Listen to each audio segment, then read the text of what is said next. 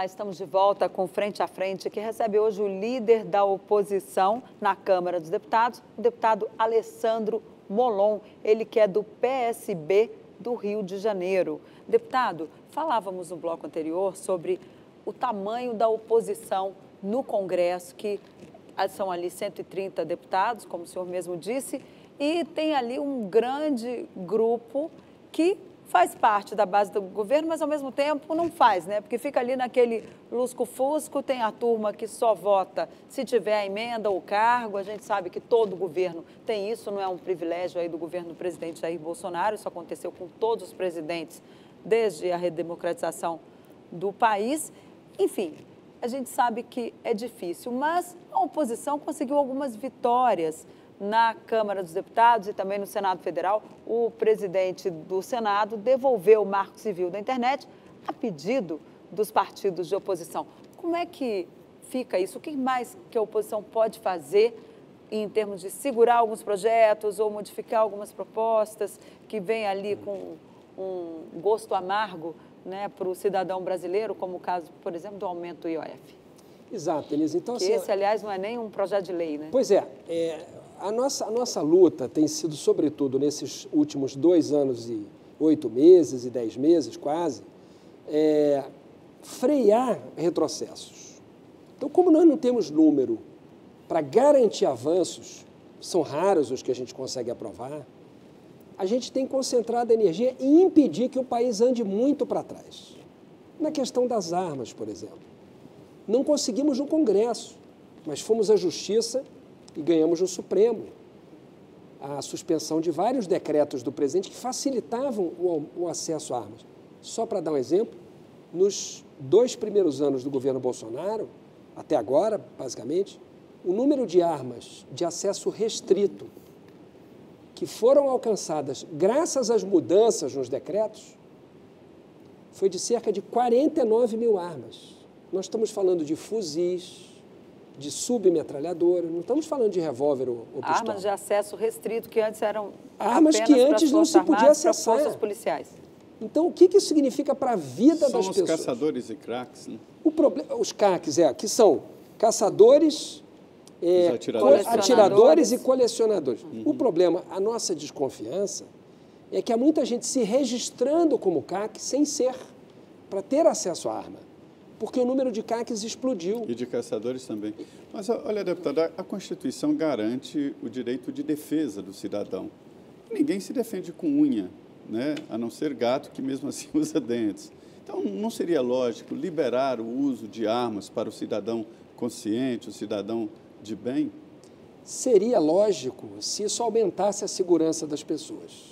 Mas nem estou falando de segurança, mas de defesa pessoal, sim, do direito de defesa que a Constituição traz. Então, essa defesa da pessoa armada é uma ilusão.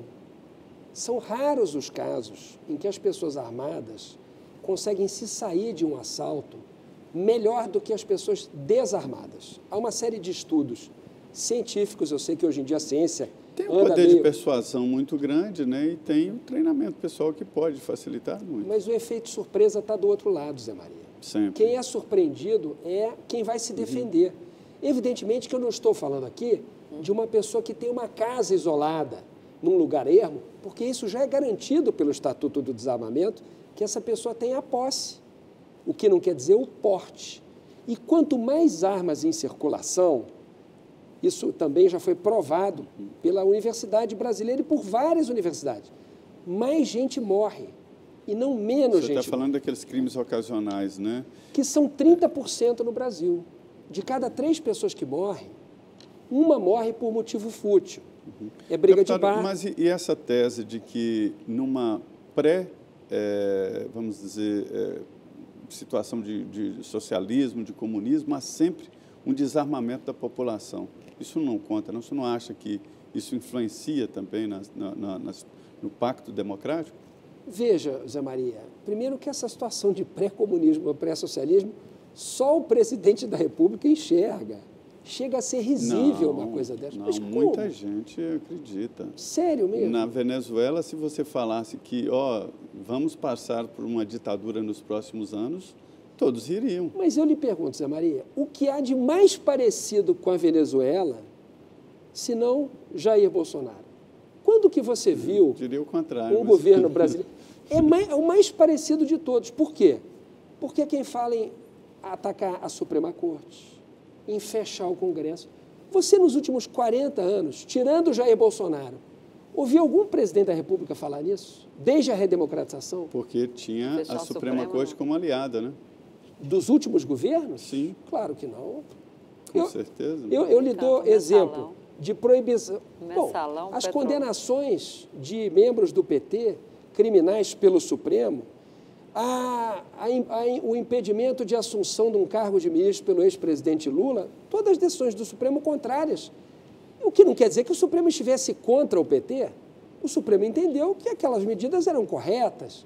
Agora, governo que não quer ter derrota em Suprema Corte é ditadura, não é democracia. Que aí você manda fechar. No mundo desenvolvido Mas não é assim. voltando Agora- às armas, o senhor não vê relação De quê? de desarmar a população e a tentativa de um regime de força? Mas veja, Zé Maria, para a gente fazer uma relação dessas, você deveria pensar assim, estavam desarmando a população e quais medidas estavam sendo tomadas para implantar um regime de força? Quais medidas concretas? Quais eram os sinais de que o Brasil caminhava para um regime de força? Por exemplo, foram trocados os oficiais militares? Foi subvertida a hierarquia em algum momento? Não. Quem que fez isso? O atual presidente. Demitiu o ministro da Defesa, mandou trocar os 3 comandantes para depois fazer um ensaio de golpe no dia 7 de setembro? Não há ninguém que atente mais contra a democracia no Brasil do que o Jair Bolsonaro. E depois teve que voltar atrás, né? Pedir desculpas e tal. Assinar uma recebeu carta Michel escrita Temer, por fez Michel aquela Temer. carta. Agora, o ex-presidente Lula falou aí num discurso recente, falou que era necessário, né, fazer ali um Regulamentação controle das da mídias. mídia.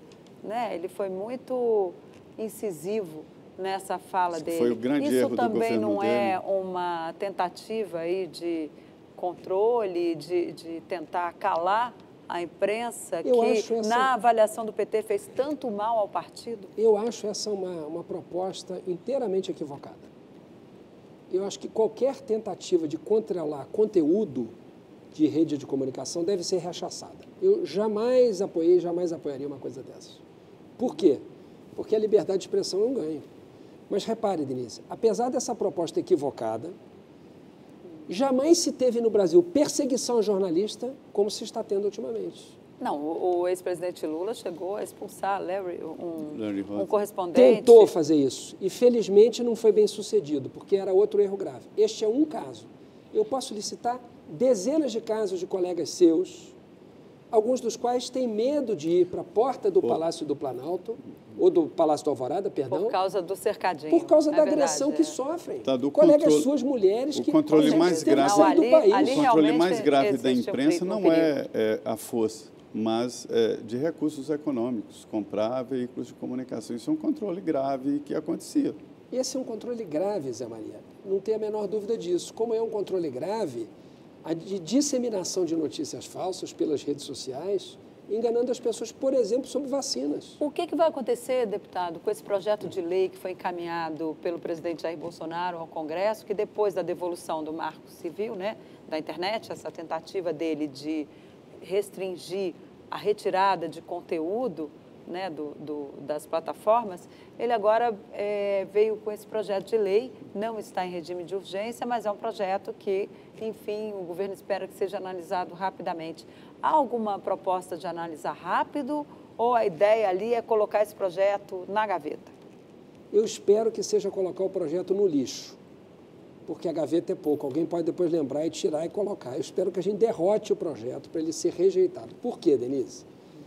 No mundo inteiro, as plataformas, que são as redes sociais, elas têm o direito de ter políticas internas que lhes permite remover conteúdos que violem essas regras.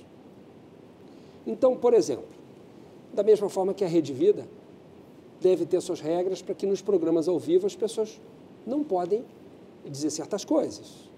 Um convidado, por exemplo, que venha e surte no ar e comece a agredir os 2 jornalistas, ameaçá-los, xingar palavrão, convocar as pessoas para praticarem crimes, eu imagino que a Rede Vida teria o bom senso de cortar aquele programa na hora. Por quê? Porque aquele conteúdo veiculado daquela forma pode fazer mal. Alguém revelando o endereço dos jornalistas e convocando as pessoas a perseguirem os jornalistas, por exemplo.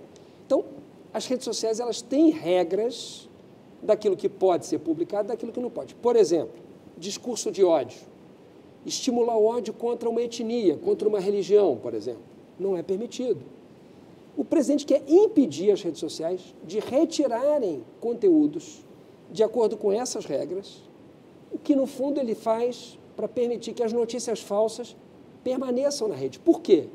Porque ele viu que quando as redes sociais fizeram isso nos Estados Unidos, dificultaram a reeleição de Trump, que também mantinha a sua base aquecida com mentiras e desinformação.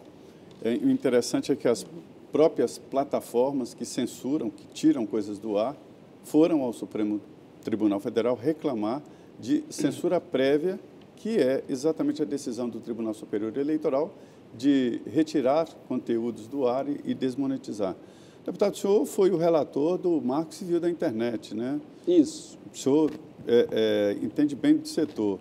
Eu tenho uma tese, às vezes eu parecia estar pregando no deserto, dizendo, olha, as plataformas digitais são os novos veículos de comunicação do mundo.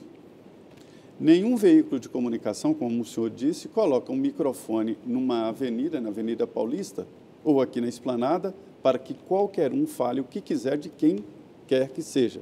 Ou seja, tem uma responsabilidade.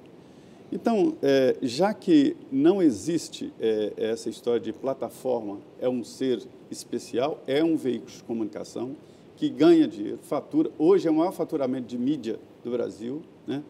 Aí duas questões. A primeira, eles não devem ser responsáveis, já que editam, e o senhor disse que eles editam, né?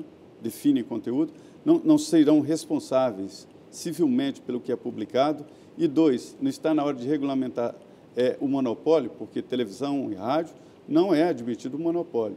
Nas mídias sociais só tem um Facebook, só tem um Instagram, só tem um WhatsApp. Então, são duas questões. A primeira, o monopólio, né? Está na hora de legislar sobre o monopólio.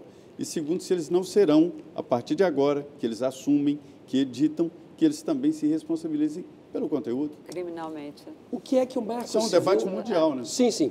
Uhum. Essa questão de como combater as notícias falsas, Zé Maria, é um debate mundial presente, assim, atual. O mundo não sabe... Eu nem entraria nisso, mas, assim, nesses dois pontos... Não, mas esse é um tema... Porque a notícia falta não é... vai pelos veículos tradicionais. A gente assiste nas TVs aí fake news, nos jornais impressos também. Não, evidentemente que pode haver erros, mas uma manifestação reiterada de informações falsas não me parece que seja a regra da imprensa. É mais difícil, na imprensa é mais difícil, porque a imprensa é responsabilizada se publicar uma notícia falsa. Vem um processo, sem dúvida, a pessoa vai ter que responder. Agora, na internet, não. Entrou ali, caiu sem na dúvida. rede, é peixe. Vai ficar lá, né, no piscinão. Mas no piscinão da internet cabe tudo. Sobre notícias falsas, você tem razão, sua pergunta não foi sobre isso, mas apenas para esclarecer, o mundo ainda está tentando descobrir como é que lida com isso. Não há uma lei. A França foi o primeiro país a legislar sobre isso e ela está tateando, porque não é simples definir isso, desinformação, com uma lei. O que é desinformação? Porque quando é simplesmente verdadeiro ou falso, por exemplo, Alessandro Molon deu entrevista para Denise e Zé Maria. Isso é verdadeiro ou falso? Verdadeiro. Né? Agora, Alessandro Molon deu uma boa entrevista ou uma entrevista ruim. Não é verdadeiro ou falso, aí depende de interpretação. Da avaliação, né? Da avaliação, é subjetivo. Isso é mais difícil de você, de alguma maneira, saber diferenciar notícias falsas de fake news. Sobre responsabilização, veja a analogia comparada. Na verdade, não tem nada disso. Eu acho que nenhum país do mundo adotou isso. Não. Nos Estados Unidos também é difícil, né? Porque vai de país por país, e aí a pessoa vai, hospeda lá fora, e aí fica difícil de tirar do ar. Além disso, eu compararia com esta entrevista aqui também, Denise. Veja, se eu dando entrevista para vocês, atacar a honra de alguém injustamente, quem deve ser processado pelo crime de calúnia, ou infâmia, ou injúria, sou eu. Não, mas aí o veículo vai junto. Vai junto, mas ele não vai ser responsabilizado pelo conteúdo daquilo que eu disse, por exemplo, criminalmente. Vocês não serão responsáveis, eu posso ser. É assim que eu comparo. A plataforma, o meio, ele só tem responsabilidade a partir do momento em que um juiz manda tirar um conteúdo do ar. Se não tirar, pelo Marco Civil da Internet, aí ele passa a responder. Até lá, ele não é obrigado a retirar. Sobre monopólio, para não deixar sua outra pergunta sem resposta, esse é um tema muito difícil. Por quê? Porque é difícil você legislar sobre novos negócios na internet, né? Por que se fala de transmissão de TVs abertas? Porque isso é uma concessão. Porque o espectro é finito. Você tem um meio finito. A internet é infinita. Não é simples legislar sobre isso. Agora, eu estou de pleno acordo com você de que é ruim para o mercado e para a democracia que 2 ou 3 ou 4 redes sociais tenham tanto poder. Isso é uma ameaça para a democracia. Sim, Eu não tenho dúvida disso. É um poder grande demais. Agora, a maneira de enfrentar isso, não sei se é através de uma legislação nacional. Por quê? Porque não existe a internet brasileira. A internet é algo mundial, transborda as fronteiras. Então, o Facebook, ainda que ele não tenha sede no Brasil, ele tem. E é difícil de encontrar o responsável. Quem é? Não existe. E depois é o seguinte, o Facebook não está aqui no Brasil, ainda que ele tenha sede. Se ele tirar, as pessoas continuam acessando o Facebook. É muito difícil. Não é um tema simples, é um tema para as Nações Unidas. Pena que o presidente, quando foi lá, em vez de falar de coisa séria, falou como se estivesse no cercadinho. Eu fiz essa provocação porque o deputado Alessandro Molon, ele discutiu muito isso na definição de um projeto difícil de ser aprovado, que foi o Marco Civil da Internet. Nós vamos agora ao intervalo, 2 minutos, e estaremos de volta em seguida aqui com o deputado Alessandro Molon, essa conversa boa do Frente a Frente.